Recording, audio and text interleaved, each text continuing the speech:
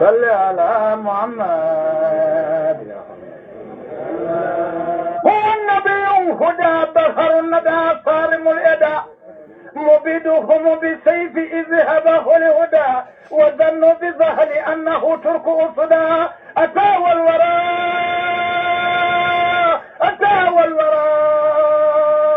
أصلالات والردى فانكذه النور يدل ويكلى ربي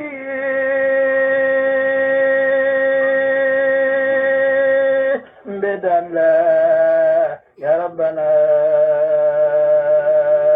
صل على محمد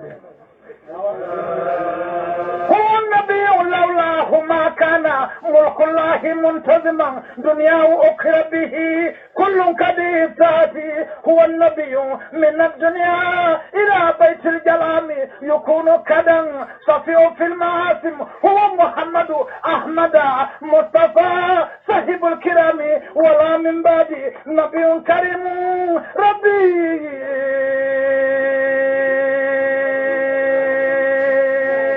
ميدان لا يا ربنا صل على محمد هو النبي كرام يعلم صلى الله عليه وسلم كما الأبا فلكلا من الدنيا إلى بيت الجلال يكون كدا صفيه في المعاصم إذا كلا جمالما كرام يعلم وأمته من الله عليم فأفضله بلا شك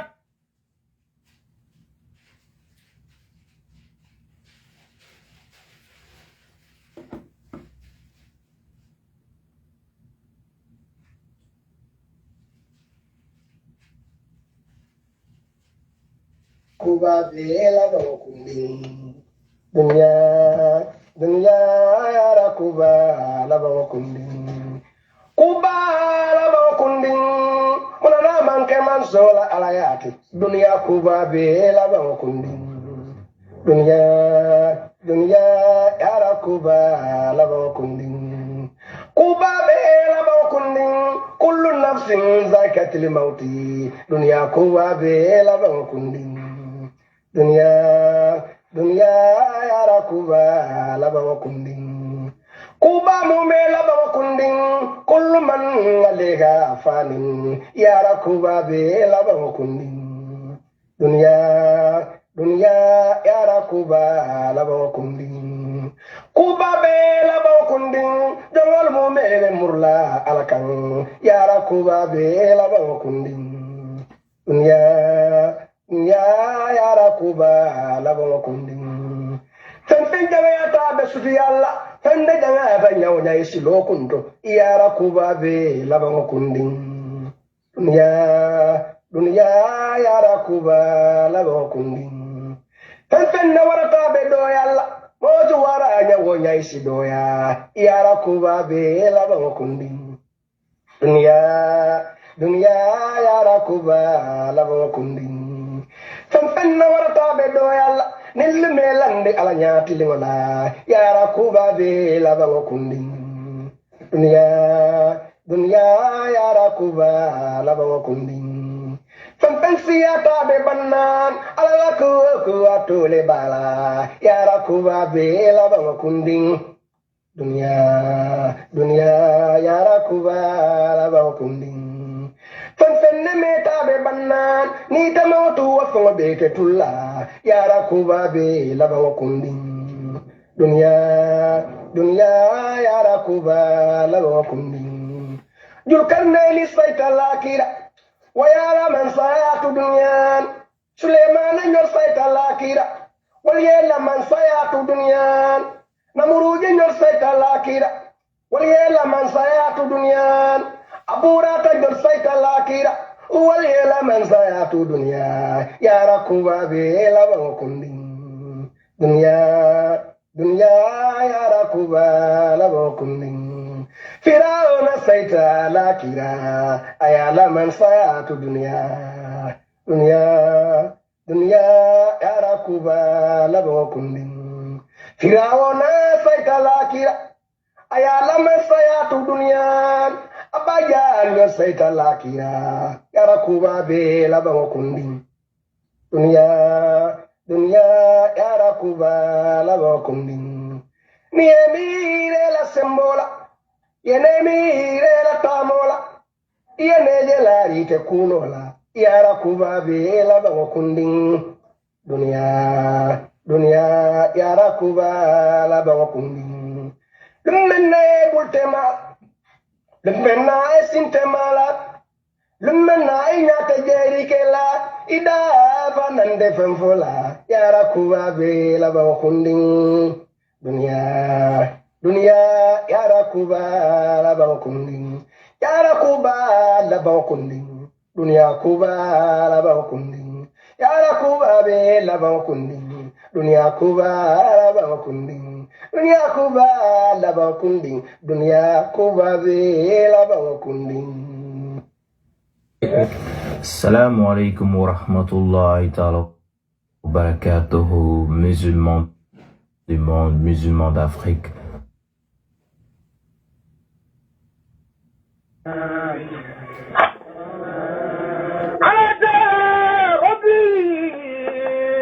Mbadi ngolu men yalon koy nataka kafun fejam mbafala ko alsi programme sia naftale muli sele jamin ka programme dati follow so al programme sia isaje muli kafu na programme dati هدى بهر الندى صارم الإدى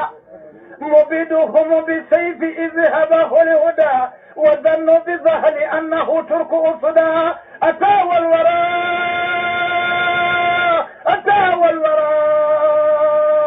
أصلالات والردى فانكذه النور يدل ويكلى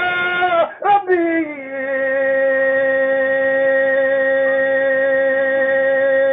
بدن لا يا ربنا صل على محمد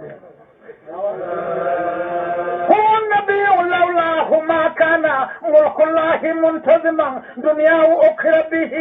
كل كبير ذاتي هو النبي من الدنيا إلى بيت الجلام يكون كدا صفي في المعاصم هو محمد أحمد مصطفى صاحب الكرام ولا من بعد نبي كريم ربي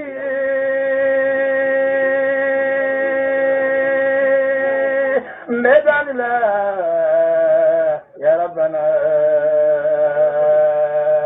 صل على محمد mbadi ngolu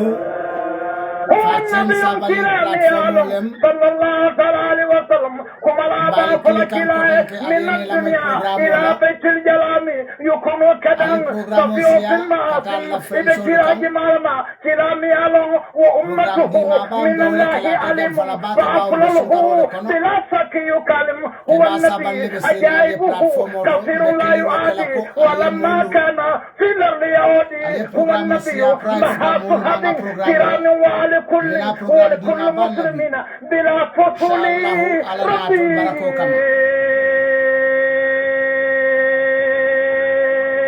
ميدان لا يا ربنا صل على محمد هو النبي امتلاده صلى الله عليه وسلم كما لا دوبا فلكلا أبا فلكلاكو والمباسم سكرية والثنايا لؤلؤية والرياح أنبرية خيز الفكر بوبالي قدره للمفكم دائما من مكرم ذا هدى هم معظم وزه فوق الهلال ربي ميدان لا يا ربنا صل على محمد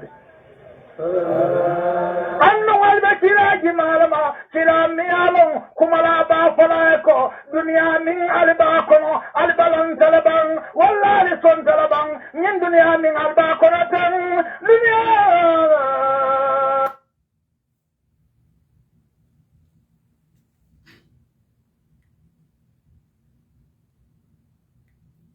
Assalamu alaikum badin Gambian Kolu. Assalamu alaikum Fatsen Sabali Forum. Ngalibe kontong Fatsen Sabal platformo me alon konyim foundationo. Ngatol kontong atol mol membe bi jambi kela mointol la jambi. Mbali konton na altol la nari jamundan senola. Kali bisimilai programo to memu alla programo to nal kamenke lokungo kono sinyaw wato dolula. Mbal dan na hani kabi bawo programo fele mba dati kang pruka fali ko programo nyim pral sa siya isaje nimmol be kafunyo kang menu malla terolti alla kanuntelu programo ni nga siya isaje be sitine sotonoje. Ntolude wato lubela ntol malla talibolu doronneti mennu kana kale hakilol bulandi alien karandi mennu la atollem karamoluti atol men kela moy programo la watol bela bimbe programo men kala atemela bake mbasuti andele purnin kama bawo platformo anala kasia bi mennu ka different platformol use kabrim mambe keri nabang ustaz katara pamodia arjumo ibuka sele juna bake wala nanko janni wotema nsinana ngalon jato seku sedili fanam bantaba ate fanam binale bi suto katun jama arjumo suto late night akanale wala nan nataje ko bawo molbe sunte batola molbe siring ngani muta konsina pruka kachan dinkaliye janning abatarra ko mbe sungolu tela isaje mol sikafnyo kangani ya kilingala nga kuo dolu kacha menta tan na bankola kuola ko na tolien tolije wati dorong akatara sitrim men na wale na bankola kuo mbeden ta banko men na memu Gambia ti nal ka wale kuo kacha mbadi Gambian kolu atolu la moir lalu kanuntelu watolu bela mbali konton na bawo nin kombe mobe kilin konton na jambi asike ko be wato tala bari atol membe bi jangali konton altol la anali konton dimal kaitandal lako banko kano mbeyin sunkaro men kono bebe sunden banko kano doronne si modu nyinto kela telefono ele kela moy nyon Gambian ko la wakaka Gambia ko foy banko kano le si nyinno ko ibe sunden bi kana ke fan futulo la ndol fanangam fan fu na wato la kasi konka molle kachandi na Gambia banko kuola mbadi Gambian kolu ngaibe kuja mabe Gambia banko kan yintembola mbedi ya mo kan ke kan wato mennate wolu kono kilimbije me alon ko besen hakilo bulandi ko banku kanode amanna nyin kamako ninjumale be pati killing ninjumale be korda killing ninjumale be sate killing banku kano momenti wolem ikangani yole soto kakani kendo soto la banko ite miranya soto iya landi menna wala kambe samba patiyol to momo ite fe patiyo men wala mu patiyati ite fe men si tankandino andu men si o banko tankandino wala nanka patiyol soto ko demokrasi ya nyinin kanya men nka pati jamal soto momo damen diate tarawo barin kadalilo le jube ko momo mun dalil lete si o patiyo men ibije mola patiyo kano amanyen na lala siyo kan ila patiyo kano manyan na lala teria kan ila patiyo nyanta lala banku kano le kan ibota banko men kan iwuluta banko men kan ite men kanu je pruo banko e kana ila patiyo akano nyanta lala wale kan ila politiko fanan kano nyanta lala wale kan bari bi ikamoje Gambia banko kan kaje ko aka fo entebe nyim pati karle katu mbadin karbe wale to aka foye kon tebe nyim pati kar katu na sate mo karibe woleto go manyan na kala hadama di wala daliloti ko me yatin na ko itebe patio ikataraje bankola interest lala ye taraje pour ko interest nyin atol memu jerinya kilingoti aliyalla o jerinya wafu mo doluma pour ka je ko mennu maje ko atolu fo sa geno ko atolu falsina o banko soto warang alsina o ngani kendo soto atol men kaftanyo kan kalimu kilinti pour aliyo banko marano bari mbadi ngol jannen kadi amo jamfandi ngalon ko aliyo wolon bari bi Gambia kono mune bije me atna ngak mo folali nyin nako e mune ya tinna nko patio manyan na kala inte ka fonni mole be pati kili wala tinna ko tembo tembe menketa waranga e menke nka songala mbadi ngol ko manto ngai tandal lale ko mistake baketa député lu bulu me ya lonko mennu sitanung ni last 5 years so bring Adama Barrow nata asita ay ku fintinde me ya lonko wolu mo dolu balanta dolu sonda barante be molu kono le mennu balanta ko député lu manyen na sonna pour kate ka banko kuntu e ka foy ko ngali so nyindulala ko atol député li janta bi afele anata mune wulu ministre le fane rangoke wol fanan kabo vice president wala wol fane rangoke tata banko la fankanta kenol membelaring wol fanan tate keno kuntu fango je ka diate nyamen ye fango tola la ko itol fanan tam wolet birim molye nyinin karoke e ko tol fanam mu banko dingolti e la sumke ba e mem fo wolem local government minister ako itol fanan mu banko dingol leti Musa nyadilem ako itol fanan mu banko dingol leti ko député lu ay misalo men ko si wala député li ya soto nyamen itol fanan na nyantolem pour ya soto mbadi Gambian ko fo abe na constitutional kono banko nim mo kita député ti mansakunda nyanta keno dilela faben na banko luwale to banko nim mo kita minister ti mansakunda nyanta keno dilela mbadi Gambian ko nyin keta ngai be bati nyin keta problem bati afelen na banko kan bi men ni yalon ko wolle la josiata banko molu bet ni ba fola bi mbenga lon ko député la jo amantara jo ko makundan ko kono Gambia banko kan jole me alon ko high class paid job la député minister ya mbenga lon ko wolla jo anika kodo men soto Gambia banko kan men ko kodo soto wodango do abata je ni wol kasi iko because itolbe man sakunda do ko wala andu tol man sakunda do ko lalti woto inyanta korda dile tollale me alon ko be kele talti buray wo be kele talti fo siedang fo dingolu fo mamaringol fo mumuringol mbadi Gambia ko lun kamun Gambia sifale deda me ana kuno mbalanta ko député lu manyan naka nyindula sifa so nta fango memfo wolu lanko munana mansakunda ta nyingeno lako nyiyeke député la sateri mot nyiyeke député la kotast dame alon ko député o député nata mansakunda le fango be nyindula lo lako base député banko membeje mento musanduti ba memmu tumannati bang memmu kombo sauti kombo not busumbala wod sane mentereng Banjul badibu central badibu loa badibu upper badibu munati ne manyin kordalu tolu la olula yeyin kordalu tola wala ko ni député o député ni be député yala isi je use nole as your home isi je use nole as your office bar ni be bola je lumen ibatu la député dole je tumando nakata o kankan nsi o understand no katumba mira la ko asinyi sona yandino le ko nim molu sulata keje o kafute me ibalon na le ko alenga ta député la kotas ni tata je ibela député je la because ay watol sotala katara je wato men nim memang jinkeno yetara siringe bawo jama bi je family tel len dolu fanga muskilin tebulu ita kun no la o korda sifal to mebi bari asika yinti ko je mula official asika yinti ko je mula kordal asika yinti ko je molu bele tamu banko bela dula aketa waleti sai mbadingol fo nyine fele nyama nyinya bang fo katambi ka foko ka mira tendron ko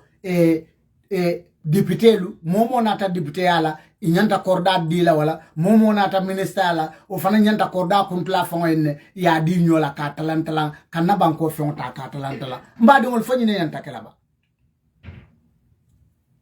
niye mira kuwala ye mira membe na banko kam aliyamira fo Gambia dum be kana la tenne bambadi ngolu Gambia banko alla miro to mbe kana no la tenne ba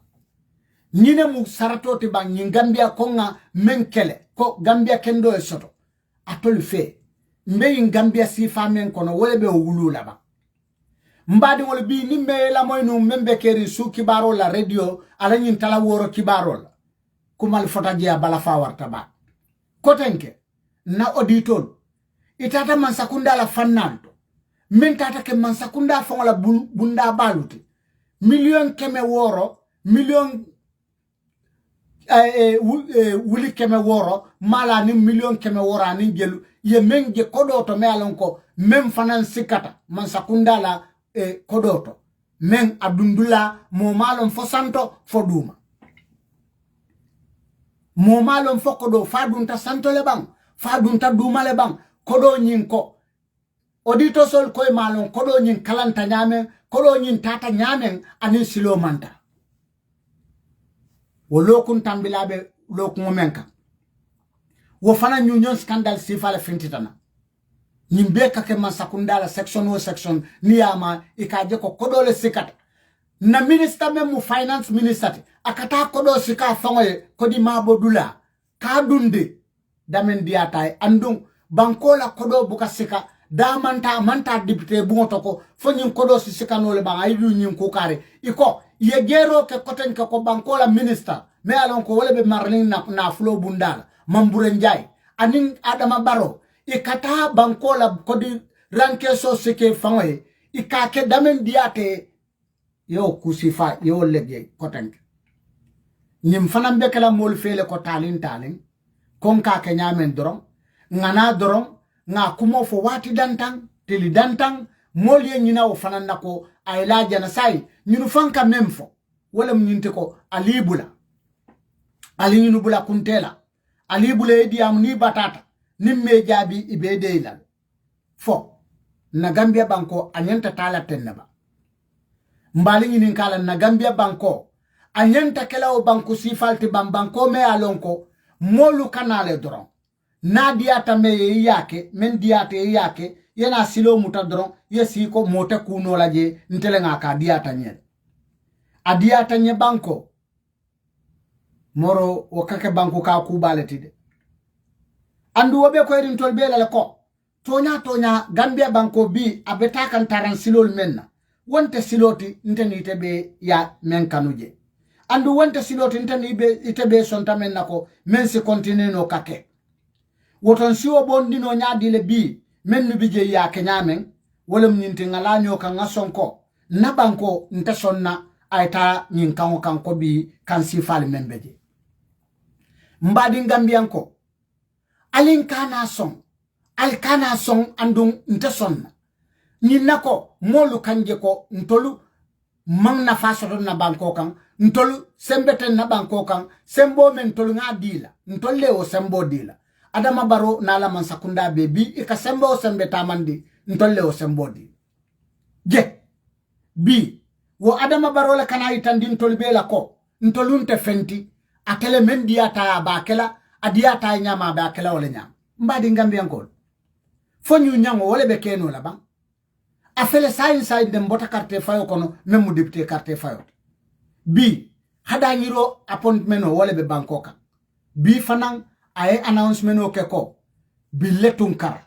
me ya lonko alotanu pour ka palaso nyini memu député yat amasoto bi ay wole fana appoint kake consulati France bankoka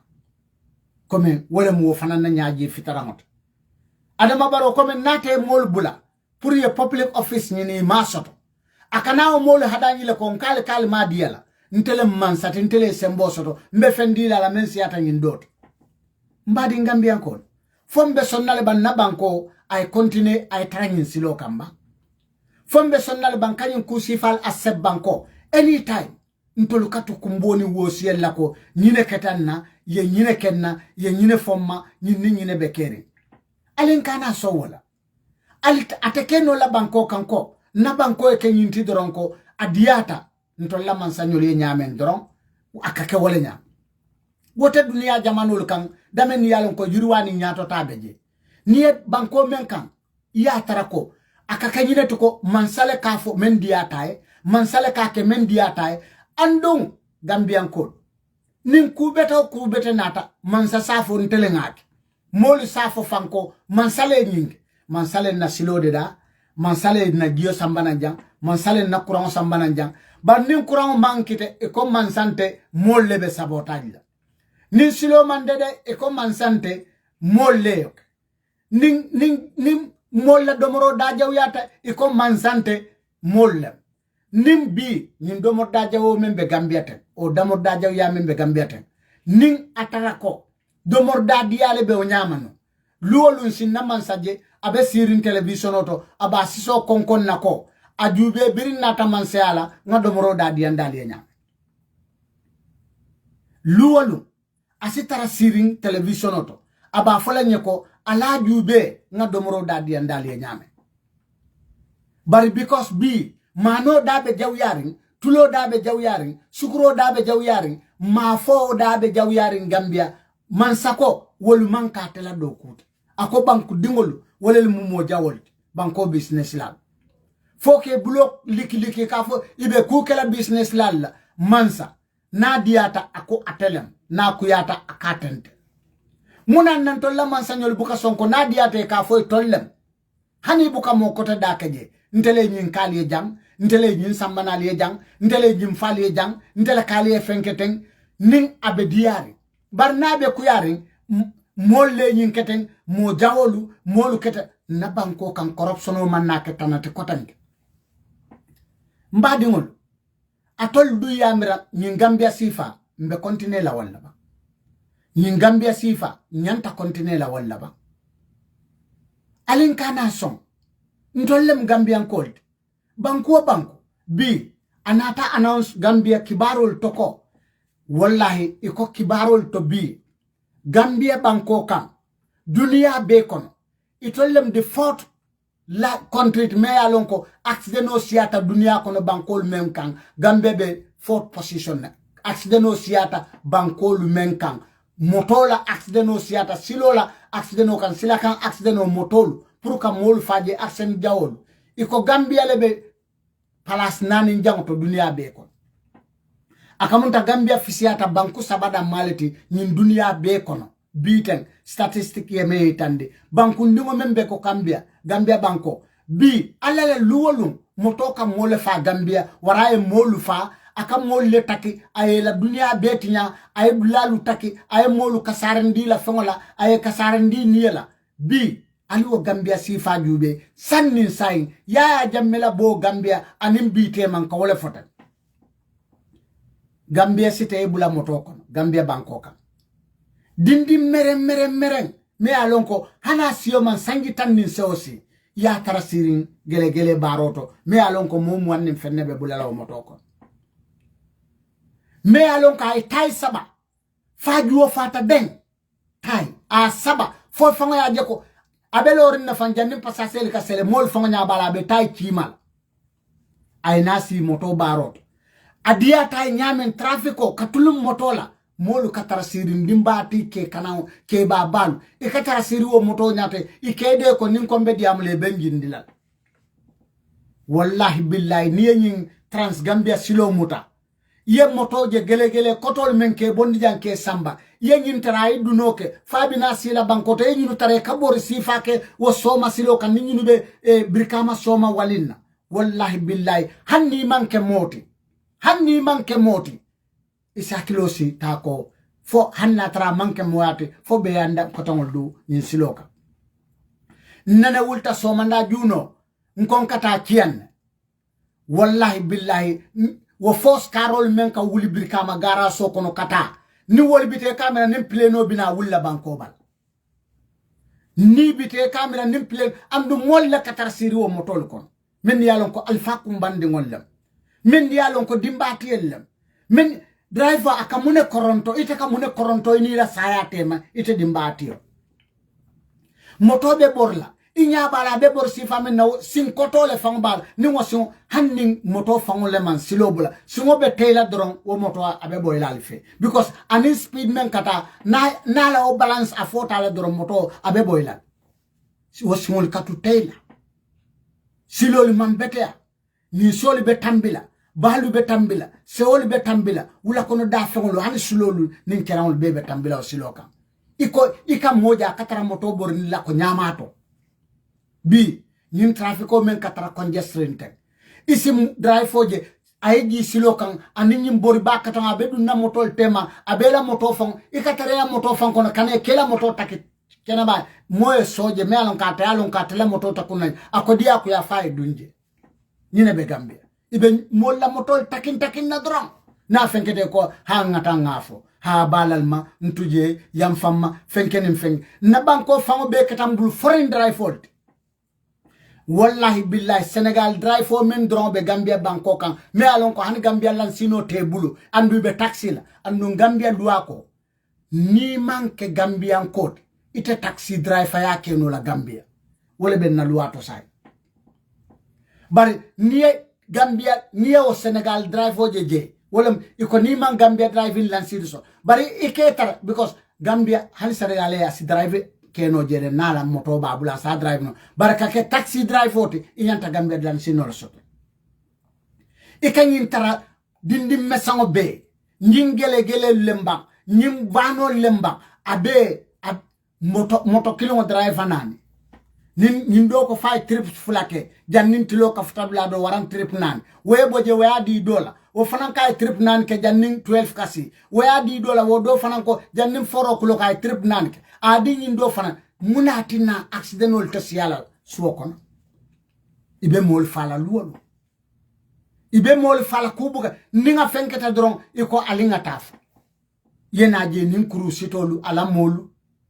birim moto tiyo ba fo drive for la molba inin krusito yenale kan ha fenke mu ol fananko mbe munen la je ala la wato la sitan to fota na mola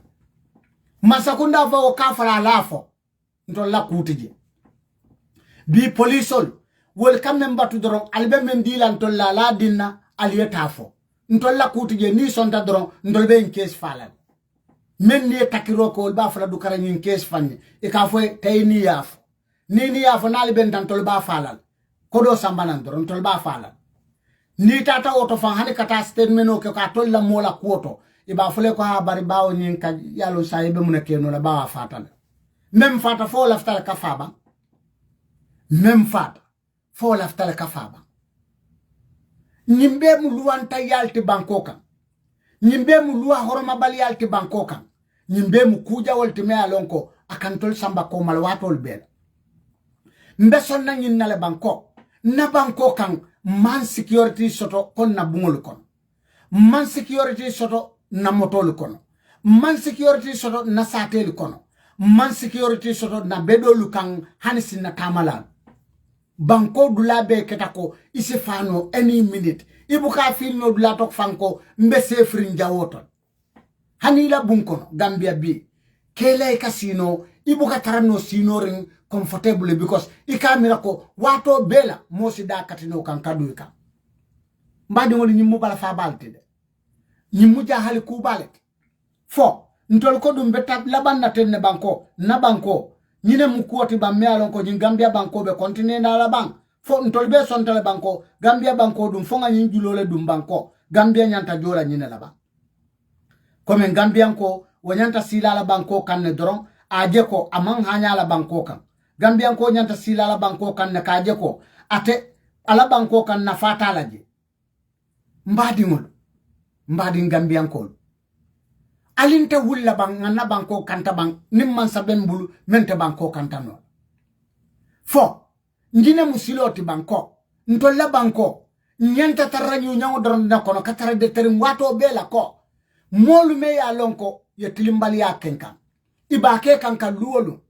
annu hani mennu tambita ku manke wolto sain jumale be silala na banko kanko ntete nyinkala katu ningake nyimantora karsin sotonoje Gambia bi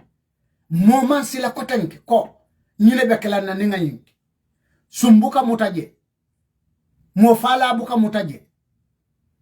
driver buka mutaje fengo fen ite sakeno idea la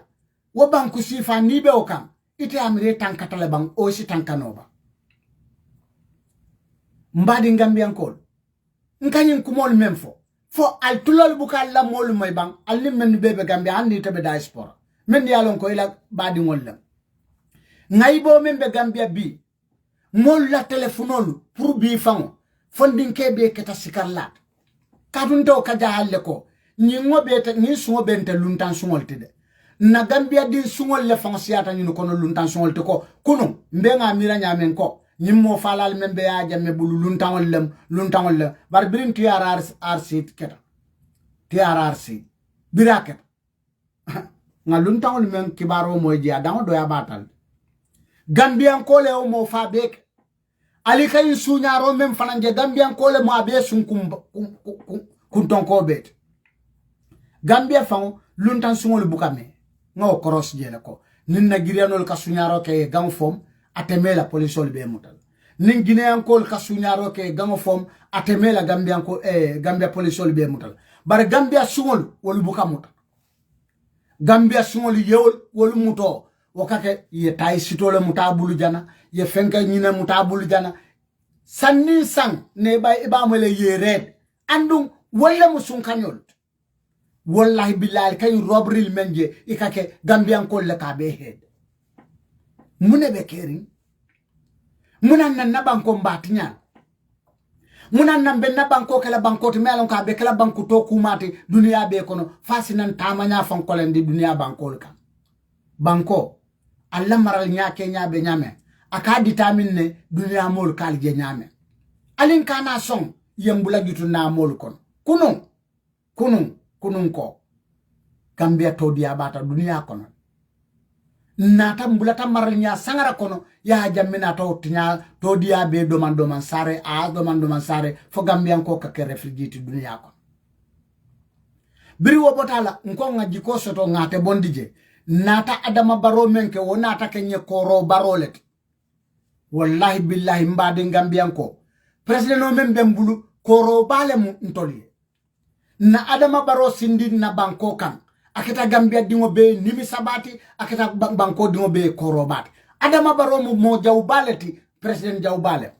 nimbe nyim fola ala fanya ban fonka fo anyano le kambang katu nabanko biring Adama Barrow nata je mankayro sotono nabanko kan koro dantelem koro je kuje me alon ko malla fala oda malaka ken nabanko kan mbadi Gambia ngol fobe la banna ba fombe continue no la tenne ban kanyu nyam maralla sifa soto me alon ko adaten na kuto ni ajate wulta mansa ajino ni Adama Barrow ma kan me banko ka wati doron mansa ajino wo mansa nyino be munekan ko carte fayole kana nyin tembola be wulla nyin tembola be minimin na banko kan na banko ko do ta dron purate ke mansati dron Adama man problem soto ni mate ni atla mansa ni ku manke wal fo nyine be kala na banko la tanyati ba mbadi Gambian ko fo independent no men na mamol independent no men fanyol ya kele ala ya katabake ale jo bari ntolu wode ntolu bati nyakanne ntolu wallahi ntolu bati nyakanne Gambia dingo Gambian ko alingal la mo nyola bang fontol mantara ko nyakam wallahi do me alonko na alfali ya wuli menkam afele bi nkaftan yo kam bati nyaka nyanta wala kelaba wallahi billahi Gambia dingo be la responsibility kaje ko na Gambia kendo so Gambia dingo be la responsibility mu kaje ko Gambia kendo lo Gambia kono kaje ko Gambia kendo ke Gambia ti me alonko mbesu lata Gambia sifa men bi mbenga je Gambia be foka wolal mbadi ngol alin kana song alin tol nga balang kana song wallahi nkay mem fon kana song nim man song atakela nyim membe banko kan alinga bo mba bola nyame alinga diamun na moliye balambaya itandi man sakunda alinga diamun na moliye balambaya itandi man sakunda alin kaka foko nyinte keno la banko ka fo banko amantara lual to ko banko dum ni mantara kontandri la banko tamandi nyala ye wuli ya itandi la mansa bawo dipte la ta kala no wala kanto ko wolle bita fala dipte bu to ko banko dingol ko mantara kontandri banko dingol fon la kontani ba bali ali wuli ali demonstrate ali ay tandi ko man kontani na banko kam ma fo moyta mo bute ma fo moyta mo fa ma fo mo nyapi mo kam wallahi wonta demokrasi mo manya na mola motoli pala mo manya na nyapila mo kam mo manya na mo butela mo manya na kukela mola ini wo man afero so ni man sale afero so o man sakunda la fongol be muy tel tat mune hatinna mun kule hatinna ite nyanta sonna kate kela bankotinya barteye dia mu mansay molu ka walak nga walaje dunia blali beto nga walaje France jube election wala kanaje wati mbengaje election follow botala flani wati mbuka demonstration wala je silol kamba nim molu man kontan men kayita ndi mansala ko man kontan nyinna mansa wuli domoro iteke ta domole bar ntol buka dom nyin domor da jawo membe banko kam bi building material wo kata menti banko kan ali miraba bullola momo bi kabungolo Gambia muna na loi soldat jaw yala ni be bungolola million kili kaspen bungoto ibukala dun tadame million killing ika dun di bungoto ibukalong bungo fanga dun tadame nimmo fanga kay komaje inaka kuya million Gambian kol ha kodo si tinya nyawnya kodo si fu nyawnya million fana mu ko di jamalti bari bi million kaw dundi bungoto wo buka bungo fanga samba dulalto je fengo fe itata fengo fe nyininka lokun nalay iko e dalasi mo wonne la faje ye dalasi mo wonne bi building material menketa newoti nyin newol me alon ko ikake rotolti wallahi billahi ni tata ni ada fo e bukala yiro ntew fala bawo yiri la bawol men ka soto ngol kate smogul nan Casamance bi wasilo sorontal Senegal yo to be soron bi babaro fananda babaro da hey Gambia ndesan Gambia yala iko mune be kering mune keta Gambian ko mune be kering mune keta bi molu be korkan ka bungol lelo bungol be lo kan nyamol kono tarim bari bungo be ka channe bi fente fo materialol je mbeo fo kan domoro fana is a problem Gambia nkana wala moy wo man sakunda katara diman na dronko alintol la baluo la fa alintol la domoro la fa alintol la nyil la fa alintol la nyin keten na bojeto alinyi la kan ntol lafta nyine kala nkombita sfen ko la kala jana pour president la ndawalo la fa pour nyi ministre la alawan so fenke pour mune bekere allafta nga muneke Gambian ko allafta diaspora ko ye munefo ye muneke atol mu Gambia ding sifanya di leti fengo feng ha dabo ko mo lieten mol nyanta tenko dabo nyanta wala fala abe mune fala altal munna dabo tawo fala moy political leader teje membe o fala moy ka fay ko teta nyinke fo itena tebe manke banko di woltima itena tebe manke banko di wol alal la nyantolu kele nka wala fali alal la nyantolu londi silo kan fali si balu mo fa membe Gambia bi kunu woteje ni afo moy memu tolete asafo nyimmo ya kamem foba ya jamme kamol fa jankidola akamol muta yes wo kakele ya jamme kawkele tonya bari yalo ne bi baro kamol fa nyamemba lopitano to borteje mol buka giseno so be min namen mol buka jaral nya sari ngosoto silol kan aliaje le ko control balia membe je accident sifa membe silol kan loi man tarakantari corruption membe keri men ka sunya man sakundala mfew men nyanta murla molu kan men ka sunya wot woli bali wala na musol ka fatingoto wo fana mu mo fanya do wala mo fanya jaw yata nyim mo fakidot ba me lota mo fakidom kalon ne ko ayna mo fula fajan ayna mo cleans city jana kanate ayne fole bula do kamala jana yafa nka wollon bari nyin doli me alon ko luolu nkaje ka busandi kafa ngaje nkate frel chilling killing sika ma foko saata dunia bulat bari bi saabe rate men na Gambia wallahi billahi soto baliyalem taraku Kenya baliya kol men be mankiri mol la balwola manko Kenya nyine saya warandi Gambia te wallahi be mbenga jele mol kakamira ko men na wato sidan fonnin dunia bulat dol be manke kilingol tiba bi ni ajube Finland warta Gambia ko sinya woro waraw men siata wot momen ka fa Gambia o buka fa Finland ede fonni be man den ala kilingol laba momen ka fa Gambia ede wo buka fa Finland ede birin dindingol tolemba de nanol fo muskono mal tolemba fo cheba kotol tolemba momen ka fa Gambia ede wala siata men ka fa Finland fonni be man den ala kilingol laba fa ala buka jam fanantal la wato sin bari munane la sayalu temolu ka jam fanyola o ala ye makoy e kasima kendol soto ye fangole tank ye system betol soto men yalon ko ike fango jara ala le ko ala li fango tanka nganali tanka ala li fango jara nganali jara ala li fango kanu nganali kanu sayin tol ko lafta ala e mun kanu nya sifale kenna ntol ko lafta ala e juberi nya sifale kenna ntol mum molletin ko nka membatu ala ne ko e ala fata ala tokuya ala man la fi tokuya ka ala dimi bak alka ala tokuya munela aduta doron ala barna diata alla president he nine president no imaja fenkol sambanan naja nine president no imaja ni nekk jam barna duta hani modolu wolilem bar president no won nko fonte nyin culture sifa bolama munana president no buka foko naman sakunda na minister kare ala do ko ya katabak ay nyin katale fanyi nyin katabanko kan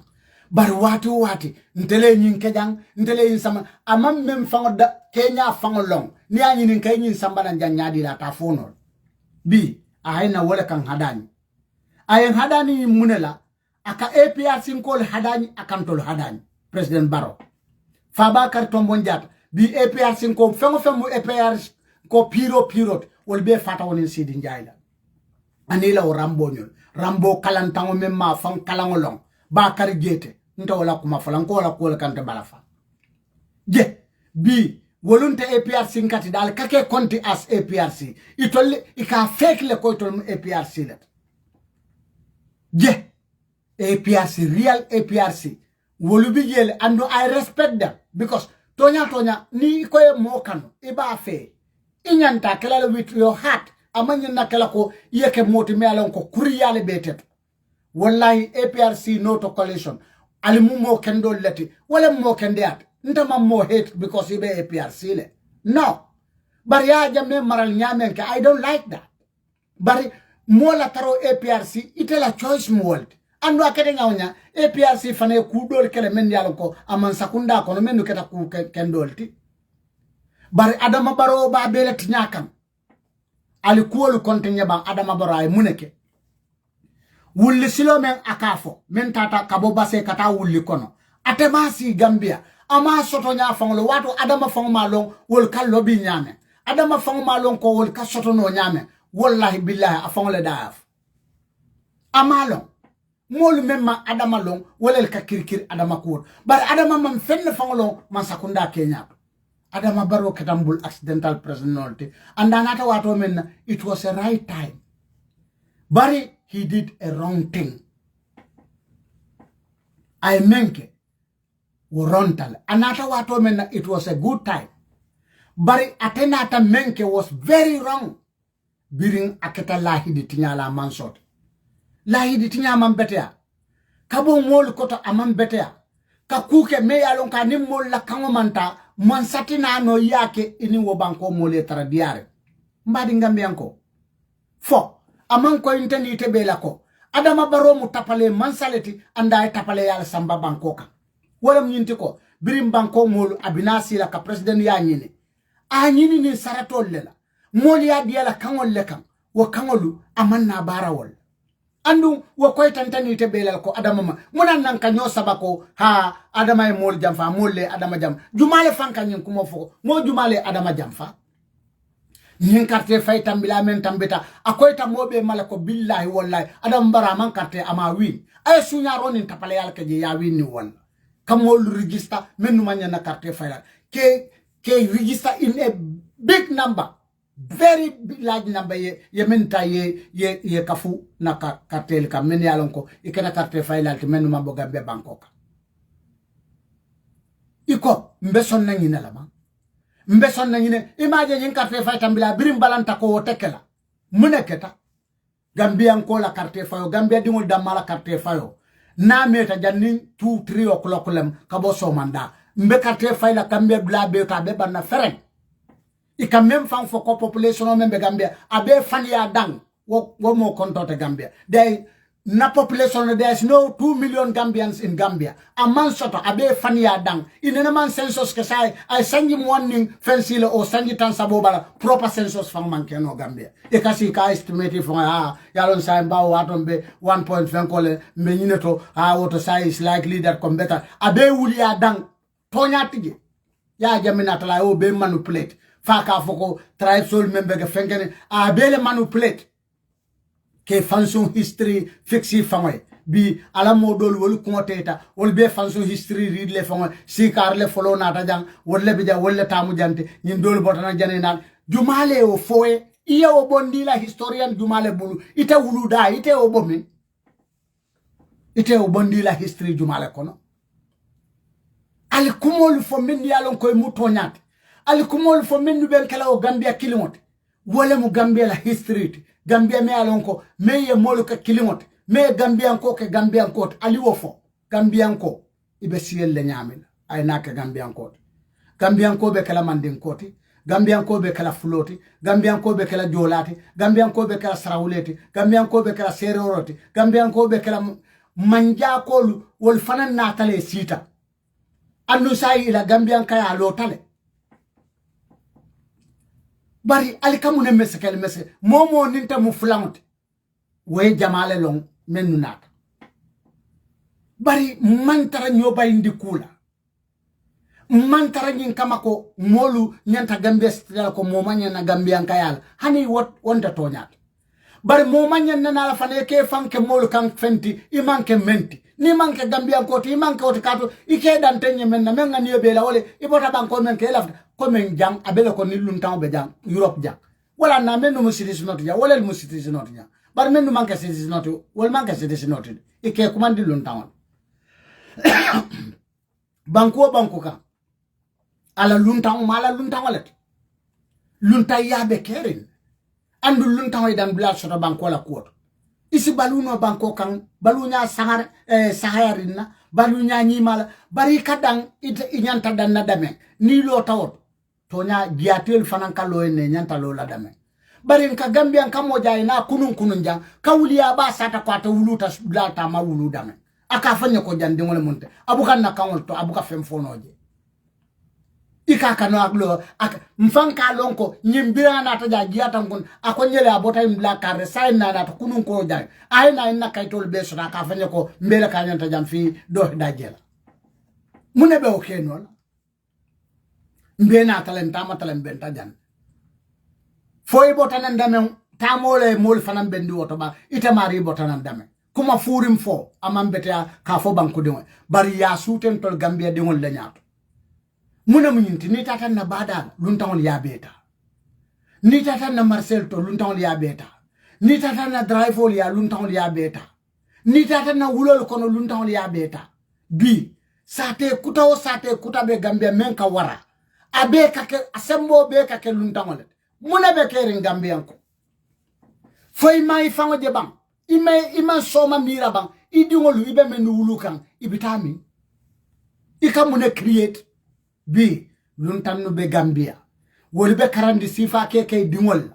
ibe na position sifa sotola abe koyla jannat ata hanime groupe be kere kube kere nimma nyato kuntu Gambian kaya si mo sisi akabulo podi ala Gambian kaya mo asisi akabulo podi ala Gambian kaya fol lafta o Gambia sifal laba fol lafta o Gambia sifal tol lafta wole keta talaban ka din dingol la men yalon ko nga dingol mbe wuluka mbadi Gambian ko alinga wuli nga na banko tanka mbe wulla nyaadi la kan na banko tanka alinga diya mum mbadi ngol alingan badi ngol makoy ke kunindi ke kalamutandi ibe balu nyamen kono wallahi abe koyrin ne ko perekano ko ifana mal lafi ye balu nyal mota kerin dunia mel lafita ka balu nya sagarol mota Gambia mota dunia banku dulat me alonko alafta la balu nya e kolea mobe laftale ila balu nya e sonaya bari mune atinna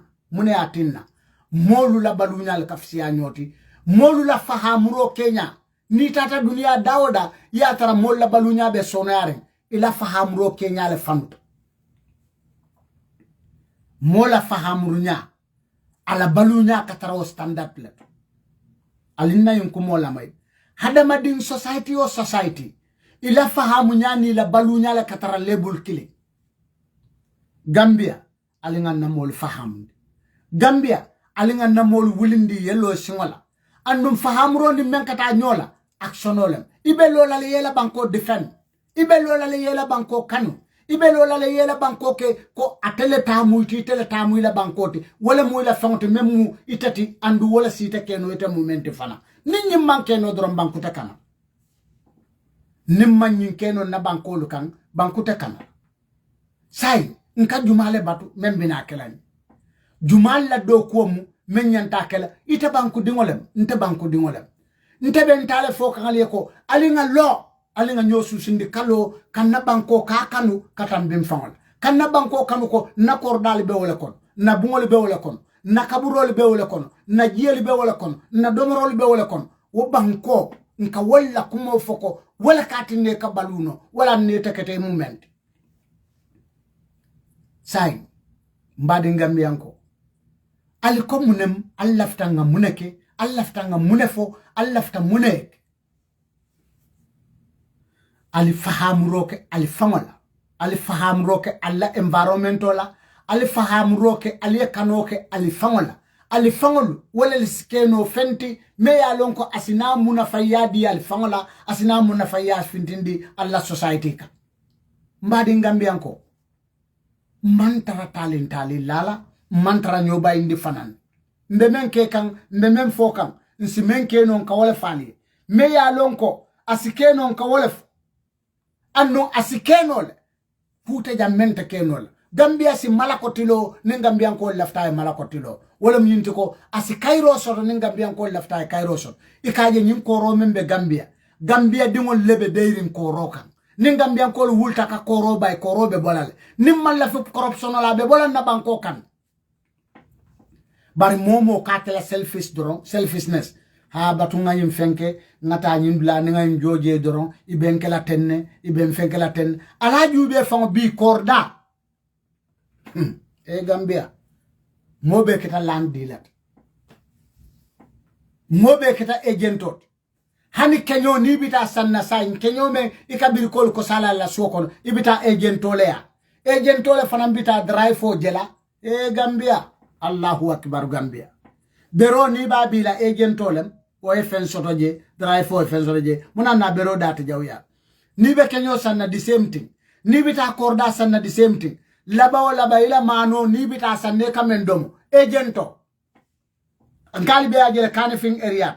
nita do to kataw building material ol sang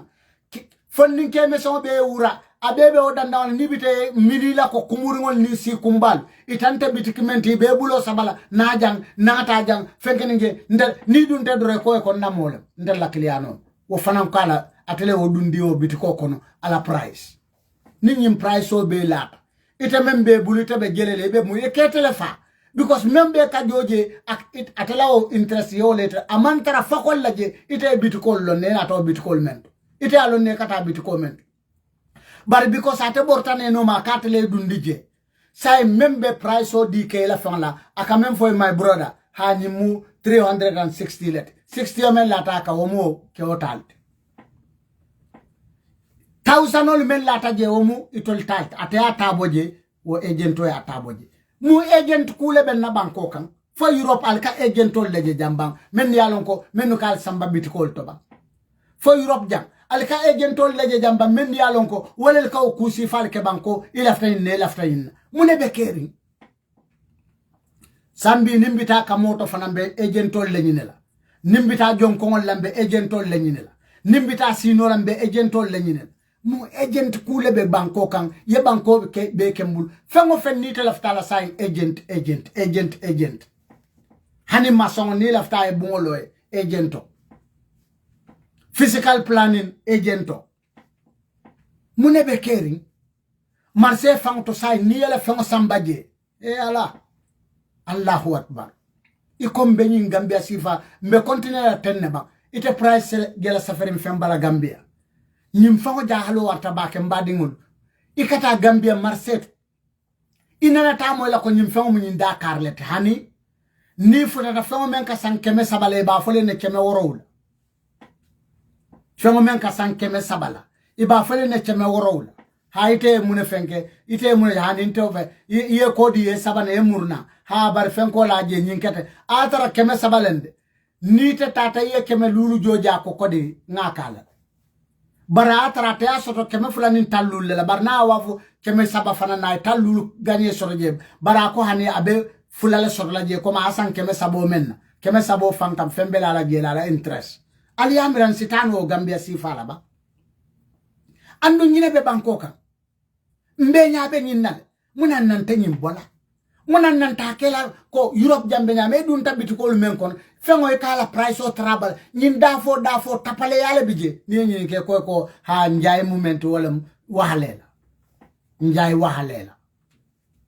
nko nyin haram tal iko hani li haramu njaay wahalela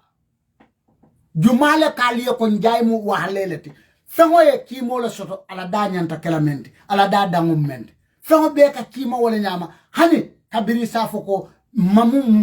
mol be wa frola nyo bari ka fengo ika wa funin dalla ala hako mente bari ye fengo hakolo ite a soto men na yolo ite nyanta men soto la je nyanta o kima la ka dang mo manyen na kilim fulo kala mo ye fengo men san keme fulal wala interest manyen na tambia talul ye men san keme fulal wala interest manyen na tambia talul aka kimaten anyanta gila way dumale bara manyen na sella way samtul bari ko e fon san keme fulala ite a waf keme worala ye keme nan shotoje ila ko do ko wosike no banko kamba idea bang ni fe ko free market system wala yes we believe in free market system bari men nyanta kala wala consumer lu nyanta right shotolale ko amen producer ya soto nyame consumer inyanta right shotolale ko producer fana ya soto nyame customer sol inyanta la right shotolale c'est la sol ye right soto nyame kela masandi sol samana kake anyanya won nyindol men fana ka sang wal fana nyanta njanto shotolale bari ni tata na bunda to men be marali wotola e ala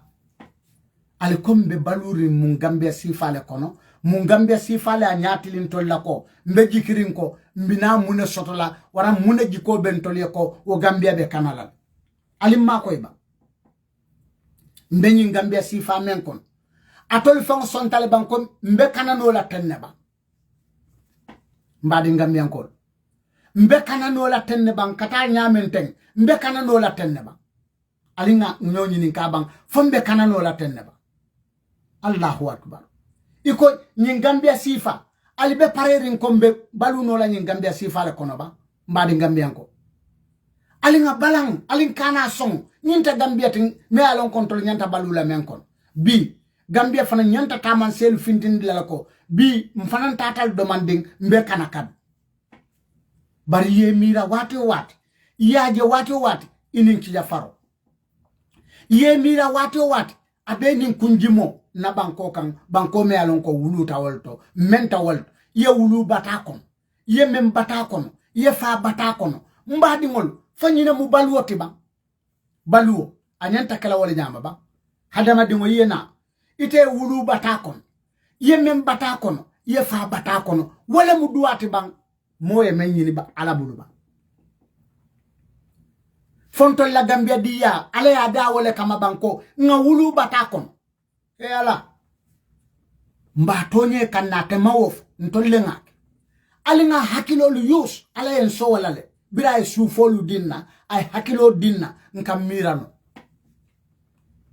ali nga gambia kendo soto ndiwaye aman ko le apur gambia birin ala en tol dema fonna banko keta banko kanyan dinguta mawara anu amannam fondi ne malaji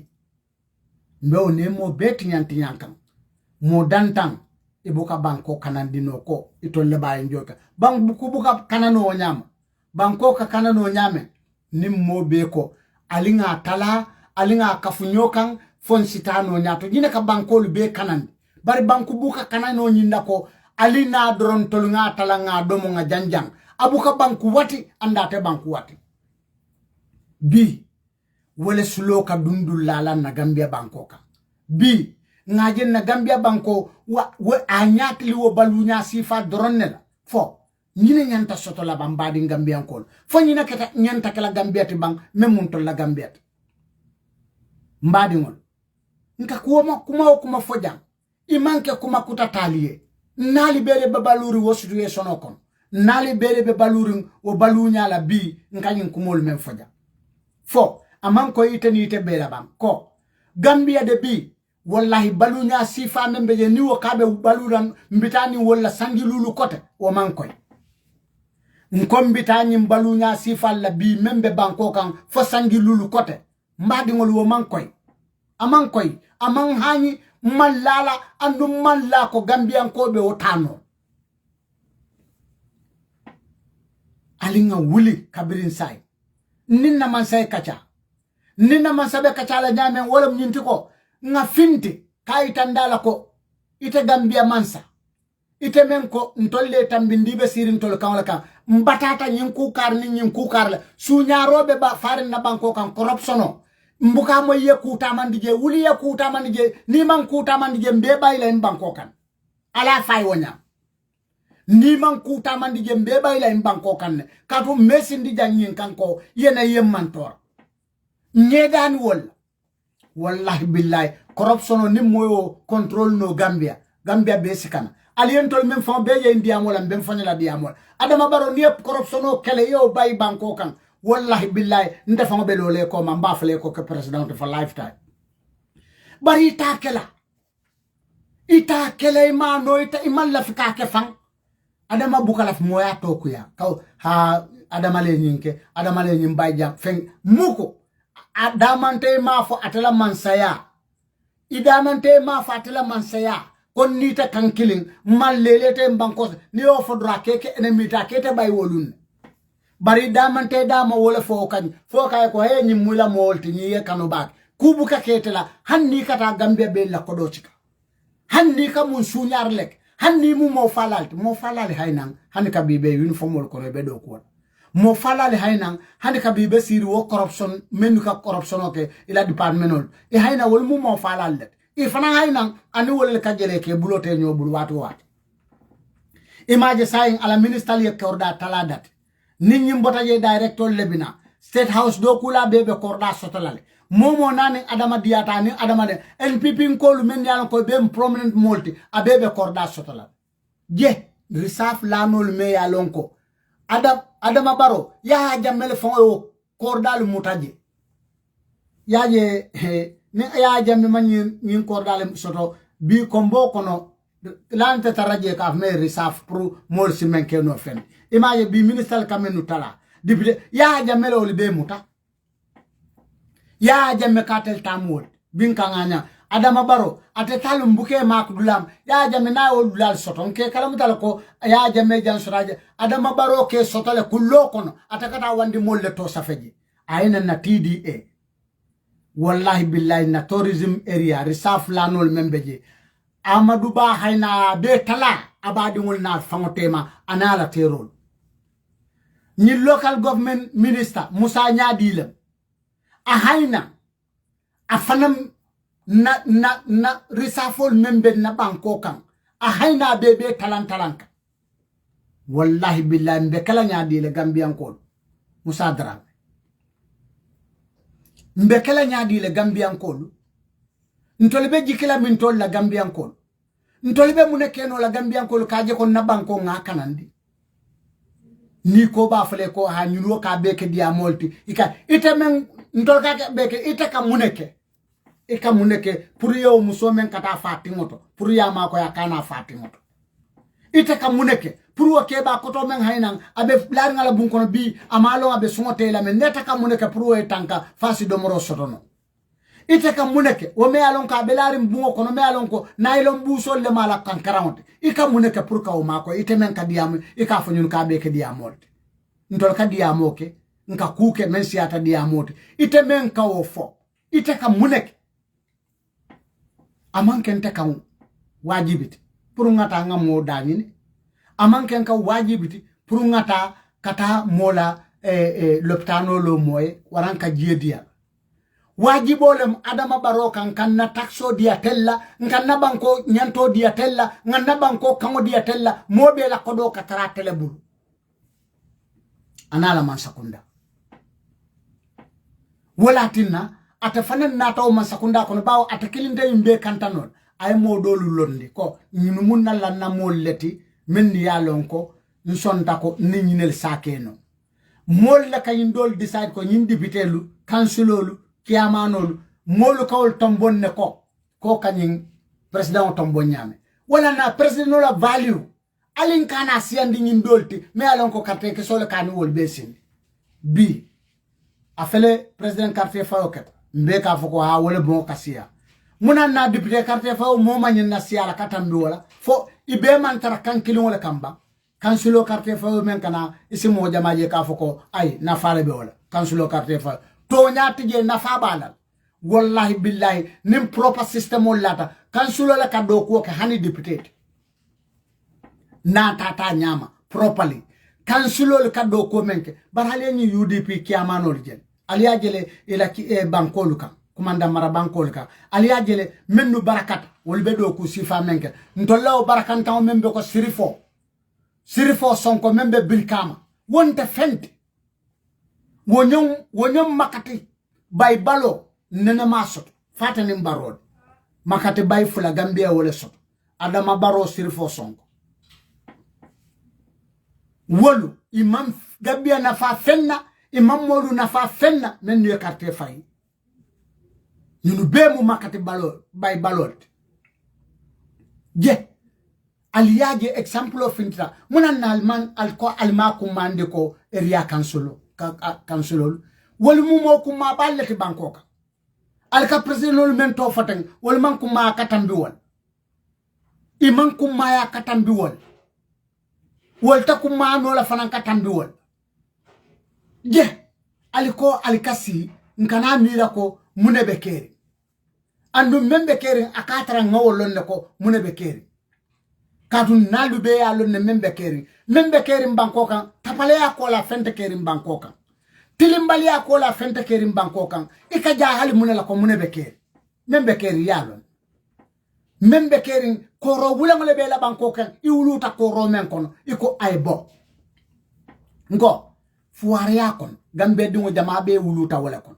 fuare yakon gambe anko jama be menta wala kon jama le fata Gambia kono fuare yakilingo fo mbetula wala banko e continue ko ntole fane faawo kono ndingol yena e bulu kono ye mewo kono e balu kono e fa fo le nyanta kala Gambia te bang men nyanta kala ntolla julujo Gambia te ba ko nga independent o kala men kam waram mo moli ya kala men kam mbadi Gambia ko dukar ifango kanu ifango fintindi ifango je ye fango bondi ni me fango bondi ibe kan dinka kono mote bondi nola ala te bondi la fente bondi le fango le be fang kasara alin kana song ngam fang kasara manke mandao kama moya fang mandao kama moya mandanyin kama ko moy na dunia e bataje ay wulu bata kono ay fa bata kono to nyala bata sikenol kadu ni lafta kubeta la foy bata kubeto e ay na ku kendolon bari la baluo o manye na kala intiko ita siobe ke ko ita batata la kabiri wululu fofa ala mam moya de dawo kam ala mar rasul ken ko wo ama man to ke o mot bari amanto nala hakilo nala miranya kanyanta ama fanundi ka fango kanu ka fango bondi wo kuja woluda akabalu wala kono faifa wala benda Gambianko la miranya damale ba mantora kam biten amanche ko ala ya balimen ala en tol sol ay foreso dinna ay bagie dinna ay sanso dinna ay nyewoli dinna ay yirolu dinna yirilol men kadi wulol kono ani yirol men kadi suwol kono ngana ko lu do kuno banko du lawd la yasi jesefin ala en tol bali munela ala en bali munela ala fanya ba wota du lali mento biri wali ya hakilo yus wala la balunya bentol nyato wala nankali ko banko hakilo la mira nyale ka banko sambaka betendi hakilo la mo mankuto ikenya wala kela banko betendi wala kela banko tinya nie mira nya nyima landi ya gardero ko mira nya nyima la ika banku kendole so ni mira nya jawo landi ye mira nya jawo ke kuola ila banko kata komale wala ben tol batandiring man sale ben bulume alon ko atabuka mira ro keno amam fanu wo kuoto amawo jeno ama understand no akamo ile duraka kafe ko talin talimo ika implement le you implement those things to happen B man samal la fi reform ke dulato ititano nyato ni yatara nyame yatu o nyama andu yatara nyame atara bukata no nyato ni ma o falling ibita nyato nyadi ye ko men tara me yalon ka be jawyare ye ko men tara me yalon ka bukata ku yatara o nyama ni nata yatu o nyama sa yita febe kanala leba nyina mun na problemo ni me laftalon na munam gambian ko la problemo gambian ko la problemo mentu walam kabiring nga tara nyame nka kontine nga ke wala nyama nga ke traditional hanim mobe director ala tu je atelem director ta ala ya tele harjial nim momu sefote ala tu je katun ala ya tele harjial nim momu alkalote ala tu je katun ala ya tele harjial nim momu polisote ala tu je katun ala ya fo nyina mu to nyati ba ni man fengo reform mem buka tano ya tu o nyama ibe expect no la nyadi le ko tebe tambi no la le yeta nyatu fengo mem man bete o bondi je mem bete ate yo keje mem bete ate yo tuje yo nyor nyatu but nyine buka kento la system wall and nobody want to do it nyine buka keno to la system auto mbalanta kanyineke sai nkombe nyojala mbe nyojala ila munkula me alonko ibe modo jala memun na problem auto ntolle la problem auto na president ol lem problem auto na nyaton ko lem problem auto nam itol mendi alonko they can change the system and make the system work welel ke ba wulenke iko system auto change la because akatara nyamen aketul fable me atina na president ol bukala fay change wala ambancha ko ma understand ko na change that it will work but abenyamen it favors them because adedata nyamen golem aketolo mako ile tanabuka tarela andu tol kala ko kule kaw be sur le fo même manke tati wo kala fe talukam wala ne bukala fi ay bo wo nyam mbadimo itol bukala fi le fam ay bo wo nyam itol kala fi la ay tu wo nyama kadu natuta wo nyama wala mu tol la kayroti natuta wo nyama wala mu tol la sotote aliko ngatuo Gambia sifa ko aliko ngabaluo Gambia sifa kono nga wulu kono nga fa kono nga menga kono aliko munemu ntako malla fi nga tuo Gambia sifa kono iteko amang kente a problem nim fata ala leva wallahi billahi ni fata ye fam falen kombita ala lakiran ngamre ko sama bera lungo bayel alen sidam bebe na jele nyinin karo ala be nyinin ka atola Gambian ko ngamen di alla aliko munemu memba ko dun la banko koto duma bar wolum banko koto dumbe ye nim mala ko le tulubun banko koto dun ta woto de ibe nyaale fetel ngadiam ntol Gambian ko bebe diam la nyombe fajila ko karero kadiam ka foko ntolle ma ke ku ala yen kanule ngam fango ban katu yen so hakilo lale yen so sufola yen so nyala yen so mira nyala yen so dala yen so nungola nkam ni ji menna yen so sufola nkamenno ke no fon mol me ye fon ma koy ye fon soto ya dinnale ntolle man ta kanya ali fata ala to nyola ala le yake ha yalo ala la nyini tala ala nyini tamunela muna na nin ko kendo fanan ke dal buka fu ala la nyini tala ha president la yake ja president la sambananja president la fenke jan banda jaw ya do ha ala la nyin tala nga sabar yalo ala menke mota kuno laji banda bete ata wode ha president la nyin ke jan he name president beta wala nyin fenke jan muna na wulu nyin ata ala muna ne ma fo fanan ko ala le silo de dan nyeja ala le jiye sambanye nan jan ala le kurango sambanye nan jan albu ko fode president o kurango sambana jan president o silo sambana jan barna be tinyat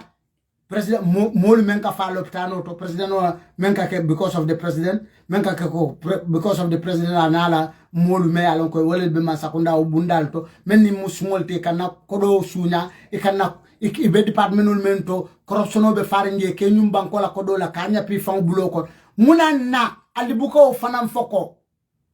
wolu fale ka fo ala munana alibuka ala to alibuka wol fanan tolu fo fale ka fo ala nko mbadi Gambia nko alingam fang kanu nga fantulungo bula alingam fango kanu nga fantulungo bula alingam fango kanu nga kana alingam fango kanu nga nabanko londi alingam fango kanu nga banko ke bankote me alonko ale mendin tolla amadi fenna ikane nyalo dolu takan inyalo takan kata mebad munanna ntolu nyanta nyalo la molu takan America munebe je menta Gambia munebe Finland menta Gambia munebe Europe bank jumaka waram dunia Asia bankol ka munebe dulato menta Gambia in fact membe Gambia wota woldia ala mbali munen nko hani yi sanso me alon ko bi dunia lulu wolem abe faran na Gambia banko ko to duma make no fente isanso abe faran na Gambia banko ko to duma hani bi make no fente since independent wo fana mbetula jele ngandayele moliene ye yusa kan moliene ya be bim koto moliena mendiad Senegal haynan ibe isansi wide ya dati yo contrat kodi isanso be damen bi reporto do men findita wo kolongo men tolibina dat la ka wide wo sembo bebe Gambia bari ba kilil iba sabal mina kadum bankol tem almaw masibo fananje o tamansew iba sabal habité dans ko la Senegal isanso fanambe wala nya nani to fintilam ba kono tema finti moni motema nane finti seitan bari men yalon ko ye fan kalam to wol bukake seitan to because nin dunia moli ye hakilo sotole nin be ka divide no men ta menti aka fono bari dolu ko ye tata ye molu ta lakan ñine ka ñi ngay bo dorne be Africa nin bankolu to men yalon ko I molu hakilinya ila mirolu asukita ñine be Europe me yalon ko yalon ne nyanta menkela yalon mola muna fangu menti yalon mola hako menti yalon mobe nyanta muna sota wole atine ketaten bar ni won memben tol bulu ne moto hana kota tebu bari yela hakilo le yus biri hakilo yus ale kanakan ale fasakan ale adile kan ale akango dila ale nyanto dila imaje balunya fisiatan tati ntolta no be puntum pantan ngake mo kilim fengote ngake mo kilim jorangote ngake fonte me alonko nka fole doron ko namman sanyo le nyin ku nyima ke mo kare nyo le nyin ku jawoke mansa biraman na mansala ay muneke biraman na mansala akamune fo biraman na mansala na be nyokan ay amumunati beka beteyare ngolo beka kukendo long janni be kalate ni ketate abeke mo jawoti isamira nene ma long akamemf bi ninga mira kunu ning adama baro ka memfo ko lafta Gambia kendol nga mira ko Gambia kati prasike Gambia kendol bi yene mira o Kenya faka foy ko ni mansa mandia ni be masala wotole kalo memmu bar ni mantra jebu kalo mem ha dia ngolo na ngamo la kafo alinanda walo la fa ni mansa kuyat domoro kuma nyanta domal ni mansa kuyat l'hôpital jawo nyanta talawol ni mansa kuyat nyante tarado ko la luolu foy malo be kala bari akono juba seleta nyame e kamera muskonoma abe domoro mome alon ko domoro fang dama o keta e kulet ala kono jube ba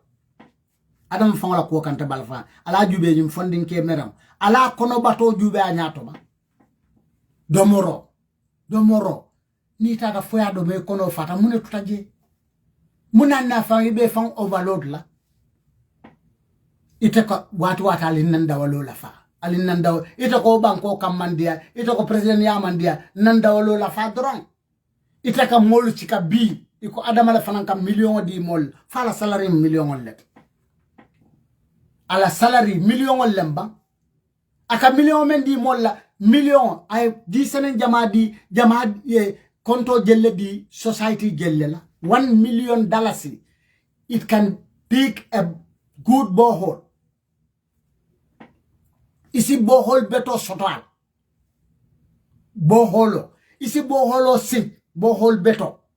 ya sing mol si gisana osotala close to sangi keme ba min o men siata boholo 1 million panel beto solar panel beto hani kuram fontaje aninga la solar panel be 1 million wo mu community de ma fo dronko cordal community it can serve a whole community iko bi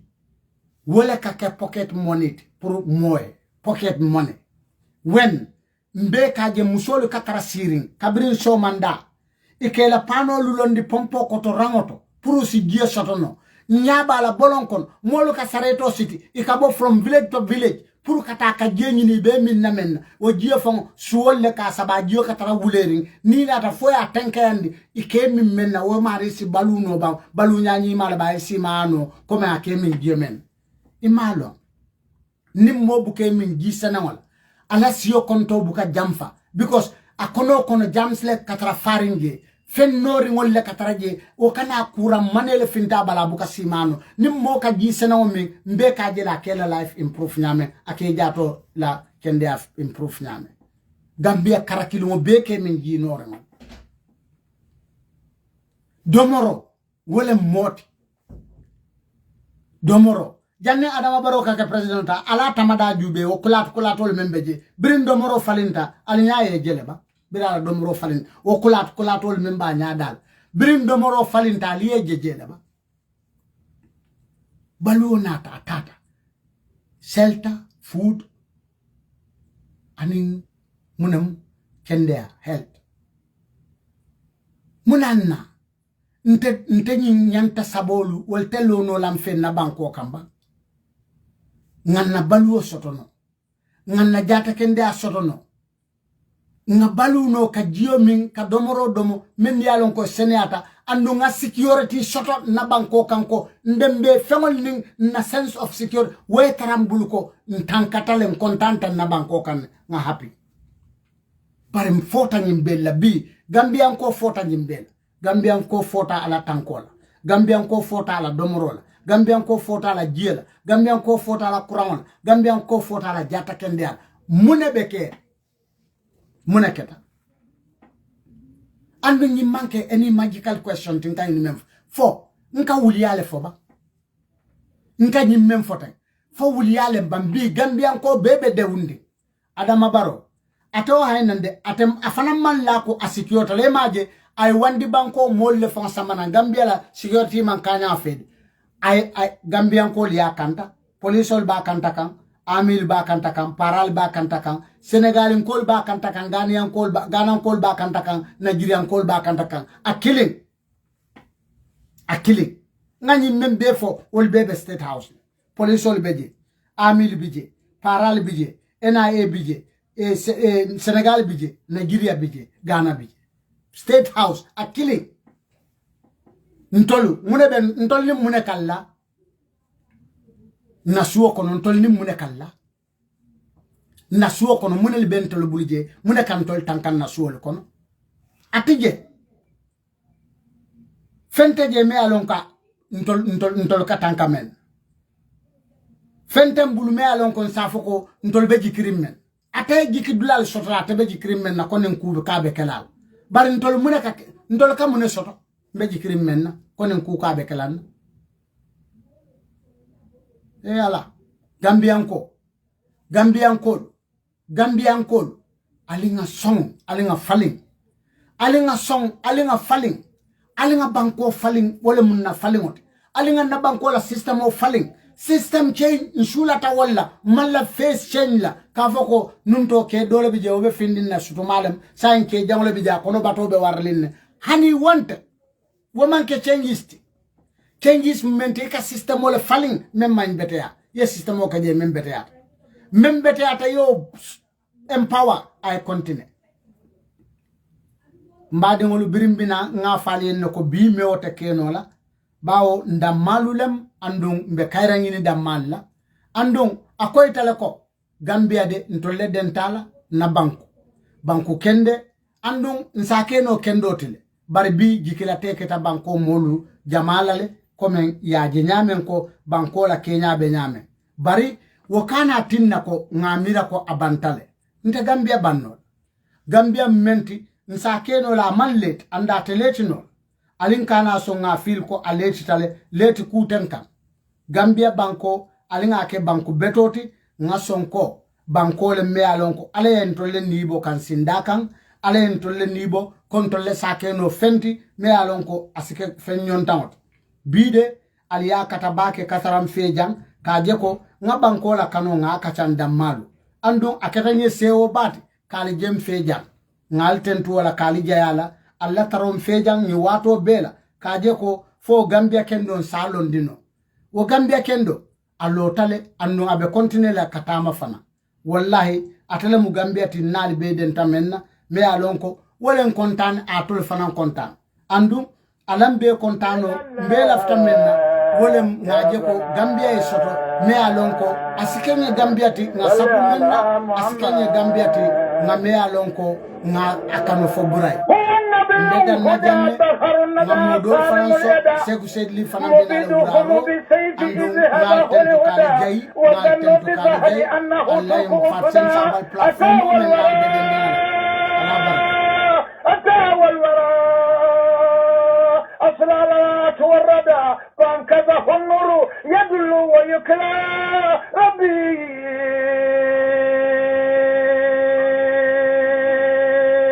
بدن لا يا ربنا صل على محمد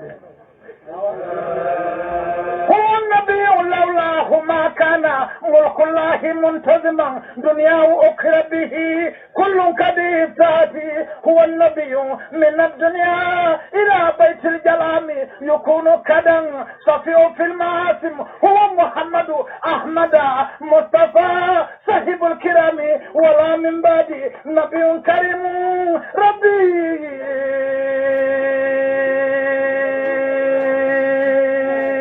ميدان لا يا ربنا صل على محمد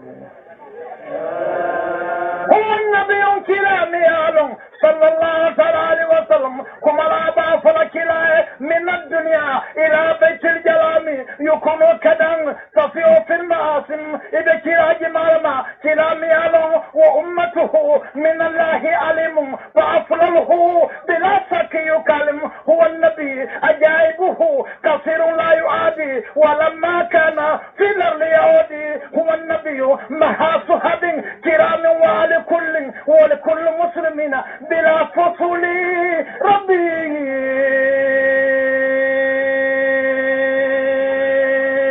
ميدان لا يا ربنا صل على محمد